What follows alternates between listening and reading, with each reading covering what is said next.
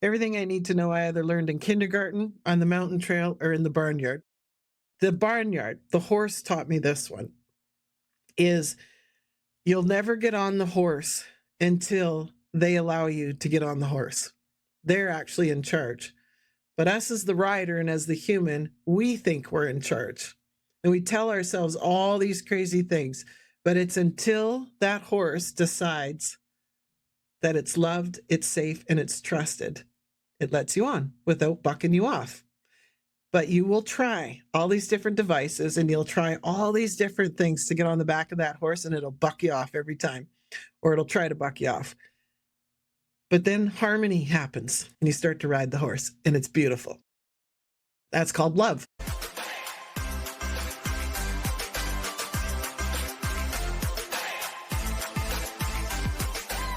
I'm Angela Groeneveld, and welcome to the Angela Groeneveld Show. I am excited to have a conversation about let her buck.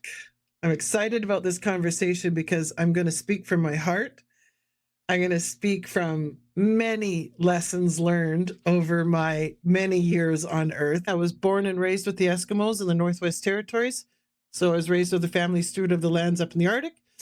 And then I grew up a game warden's daughter in the BC Rockies. And then I raised a family in the prairies on a farm cattle ranch for 30 years. So that comes with a whole lot of cowgirl lessons of how to manage a lot of things. So today I want to talk to you about let her buck.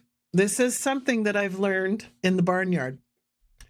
And I think the recording I'm going to do today is, I think the date is almost close to December 1st. As we're going into Christmas season, there's no better time to have a conversation on let her buck.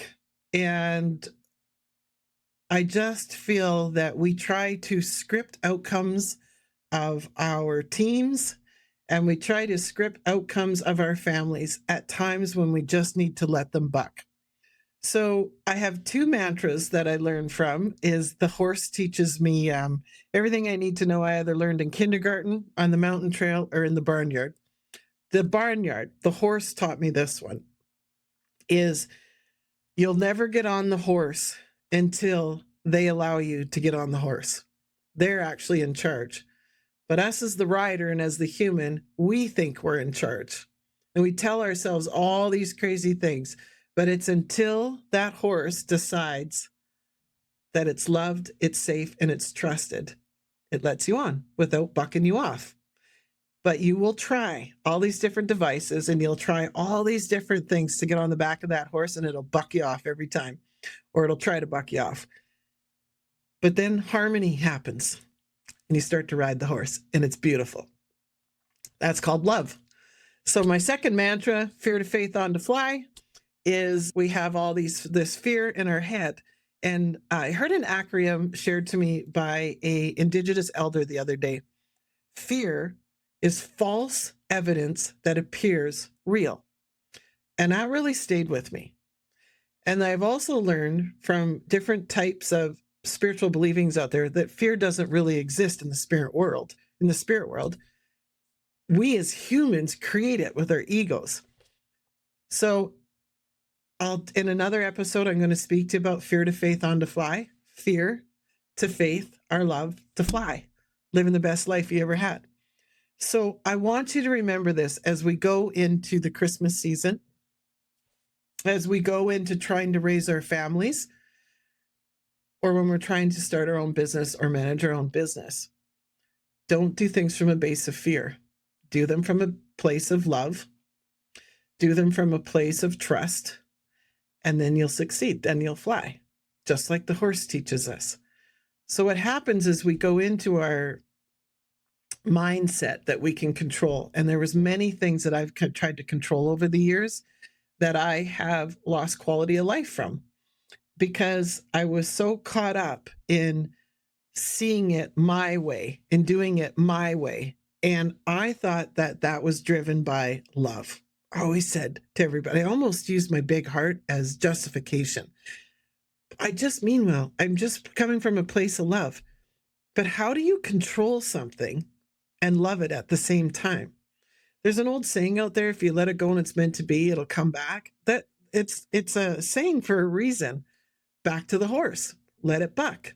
So just let whatever situation is unfolding in front of you, let it happen. You can share your intent. You can contribute to it, your wish list. You can manifest it. You can pray it. You can write it down in your goals, but then surrender. Just let it buck. Just let it go. And if it's meant to be, it'll happen. I've wasted so much time and getting caught up in this is the way it should be. And I really feel that this is a message that the world needs to learn to enjoy our time on Earth more. I'm going to talk global right now. Imagine if all the countries just allowed each other to have their own ideas of religion. Just let her buck. Just let them go. Just surrender to it. But imagine if we all did everything from a place of love. Imagine if we just made all of our decisions from our heart and not from fear base. So that's why I think it's important that we start to teach that mindset at a young age, or we start to create it in our homes or in our environments, in the places that we can contribute to it, start to share that mindset of living from a place of love, not from fear, ego. And imagine if we were to have our countries like that, and then our own country is led by that. I had a great person on today at another show that we did, and they talked a lot about having questions with community and asking questions and growing communities by engaging citizens. I'm just going to pick on the Christmas season right now. If we were to go into the Christmas season and not do it from a true, authentic place of love, we would say, this is the way the holiday's going to go to our family members or to our friends or to our boss. And we would have expectations on them. And we would justify them all from a place of love. And we'd say, well, I just want to spend some time with you. Or this is our old traditions. Or this is the way we do things. This is the way it's always been. Can you just look at yourself when you say that and ask yourself, are you really speaking from a place of love? Are you really caring about you and what you need? Or are you really caring about what your guest or your family member or your team member needs? And if you're not asking a question, I'll guarantee you're doing it with your own intent, for your own agenda. What do you need to enjoy Christmas this year? If I could give you all one piece of homework, what do you need to have the best Christmas ever? How can I be part of that? What do you need to feel loved in our home? I just want us all to consider asking questions from the heart and not from the ego, because that's back to the barnyard. I've learned this so many times. Of when we try to control the situation will teach us when it's ready. And it's usually done when trust and love happen, like the horse. I often coach business owners, or I've watched communities recover from natural disasters where they've broken down into tears and broken down into rage. They were so scared. I've watched farmers. I've watched guide outfitters. I've watched so many types of different businesses break down because of things that are out of their control and be scared. There's one thing I know is you can't stop believing. You have to let the situation buck. You have to let it unfold. We don't want the horse to buck in the arena, but sooner or later it'll get tired. Sooner or later it'll drop its head. Sooner or later the dog's not going to be aggressive and it'll start to feel love and safe and you can work with it. That's what I've seen in every situation with business owners as well. There's always, they refer to it as the calm before the storm. So you get through the storm. And when you get to the other side and you look back at it, you have this sense of fulfillment that you achieved something. And you realize you couldn't control the situation, but you believed in yourself. You stayed true to what you needed. You stayed focused of where you wanted to get on the other end. And sometimes the finish line was different. Sometimes you thought this was the way it was going to work out, and it didn't work out that way. But you can't control it. You just got to learn to surrender and understand it and love it and trust it. And then that's how life keeps flowing. So for the business owners out there, when the pandemic happened, I really started to see it there of the resistance and the fight and the conspiracy talking and all of the stuff that happened. And what if we just let it all buck? What if we just let whatever regulations were in place, if you got asked or if you wanted to volunteer to be put on a board where you can contribute to some of the regulations and policies that were put in place, great. You got to contribute. If you didn't, why do you beat yourself up? Just let it go. Just let it buck. Just let the situation happen and adapt to it. And when it's ready, you'll get on the horse. And when it's ready, you'll get back into business. But you got to keep believing. And you got to keep believing from a place of love. Sometimes you have to, I don't say like the word quit, but sometimes you have to end the relationship. Sometimes you have to close the business. Sometimes you have to quit the job. Sometimes you have to say no to a Christmas event because it's not in the best interest for yourself. If the word quit seems negative, how about you made a choice? You're making a choice because you love yourself. So you've let the situation buck and you've surrendered to it. And you calmly say, no, thank you. Thank you very much. Thank you for the opportunity. We tried. Now we're going to move on to a place of love. I'm not saying it's easy, and I'm not saying that comes without its own lessons in there. And believe me, I have many, but I forgive myself and I forgive and I love people who go through it because I see them as just bucking. They're just upset and they're trying to control the situation. The horse is trying to get the saddle off its back. The cinch is so tight. They don't want it and they want to be in control. And then when they realize saddle doesn't hurt anymore. A lot of the times you tie the stirrups up so that they don't bang the side of the horse because you don't want so much commotion happening to scare it. And some cowboys will let it down and just let it buck, let it all. And then they just start to learn and they start to slow down and their person's talking to them and they realize they're in a safe environment. And they go, okay, I'm making a choice to trust the saddle on my back. I'm making a choice to trust this person that's walking towards me with a really funny rope in their hand. That's why the horse didn't quit. It chose to stop and it chose to trust. That's why all those things that I just listed earlier are not quitting. They're making choices, not from a place of fear, but from a place of love for ourselves, for our best interest to live our best life. So I hope I've helped at least one person today by being frustrated and waking up in the middle of the night and going, but what? They don't understand me. I can't be heard. I can't, because believe me, it happened to me last night. This is a daily practice for me that I have to do. And then I say, let her buck, Ange, let it go.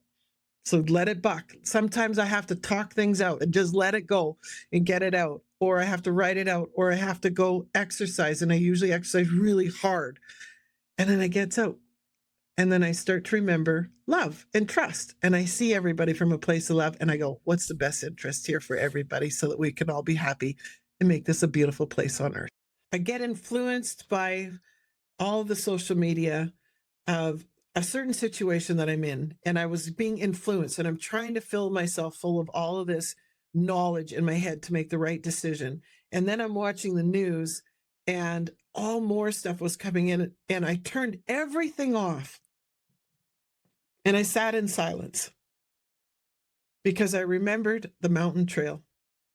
And I remembered so many times where my dad, as a game warden, would say to me, Angela, stop talking. Just listen. And listen to nature. Feel nature. And I always thought it was just Dad's way of telling me to shut up. But he was telling me to be quiet. But what he didn't realize is what he was teaching me is to listen within myself. And the noise would stop in the silence and the clarity would come forward.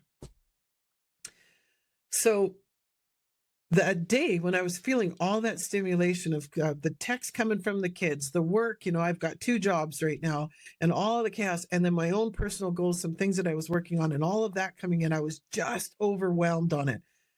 And in that silence, sitting there, and it's often why I crave nature. I'm fortunate in the community I live in that they have a river here, and it's the closest thing I can get to the BC Rockies in 10 minutes. And I go down there and I watch the water and I listen to the water and I watch it just naturally flow. And it reminds me of the mountain trail and it reminds me of silence, watching the river flow. And then I can feel my breathing start to stop, or not stop, but slow down. And then all of a sudden I can hear myself. And then that's when I start to manifest, God, please give me the opportunity to see this with a different lens. Please open up my heart. Let me see things from a place of love. Because that's what my dad, as the mountain cowboy I used to call him, would say on the trail. Just be happy. Look at this beauty. He called nature God, his church. Nature was his church. He said, look what God gave us. Look at these beautiful mountains. Look at the sun. Feel it. Look at this lake. And he'd say, we're going to eat for days, all the fish in here. There was something that he was right. There was something about it. He was saying, when you're raised that way and you just take that beauty in of the mountains and the trail and you absorb in it, you don't need anything else in the world. You don't need any self-help books. You don't need to go to counseling. You don't need Ativan. You don't need ADHD medicine, all of these things, because you're just so calm and so at peace. So what you did was let the world buck. You just let it all unfold and you just let it buck. And then you landed in a place of peace. So the other day, as I'm sitting in my living room, I remembered how fortunate I was growing up in those mountains. And I remembered that trail. And I turned everything off and I sat there. Sometimes people say, take your shoes off and go put your feet in the ground on earth, get grounded. It really does work. So for us, some of us out there that aren't fortunate to be able to go into the mountains and walk the trails, you always have earth somewhere. So take your shoes off and go stand in it and close your eyes. Even if you can't get outside at the time, go to Google and search river flowing in the mountains images. Put it on, listen to it, and sit there and feel nature and feel your heart slow down and feel your soul start to open up. Ask for the white light to come in. Just feel full of love. Sometimes I'd go to wine to get rid of this. And now I can find it just from silence. Because in silence, all the bucking's done. All the bucking happens, like I said, from the horse just fighting it is when all the chaos and all the noise is. So in silence, surrender. So it helped me the other day, and I share this story because I don't know who's listening and I don't know where you are in your life. But I hope my little scenario helps you to let go. Just be, and don't try to control all the stuff around you. Sit in that silence, breathe, listen to your heart, try to open it up, and ask yourself again, it's not what I need. If I really am doing this because I want the other people in my life to be happy, or I want to be part of a team, ask them, what can I do to help them be happy? And watch the noise just stop. Watch everything happen. It just slows down like the river. And then the answer will come. It'll be there. I don't know when, I don't know how, but I promise you, you'll come to the other side of it.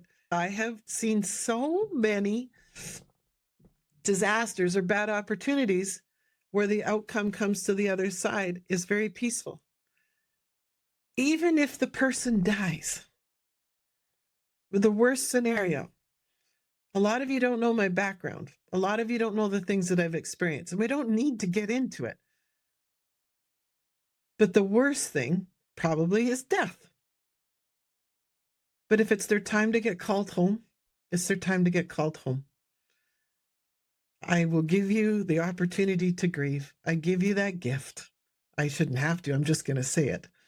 Nobody has a timeline of how long you can grieve when an ending comes to anything. You get to decide that. But try not to hold yourself hostage to the pain of holding on. Because all you're doing is allowing, it's like the horse in the arena. It's just bucking and bucking and bucking in pain. And it's trying to get the saddle off because it's pain and it hurts. I understand that.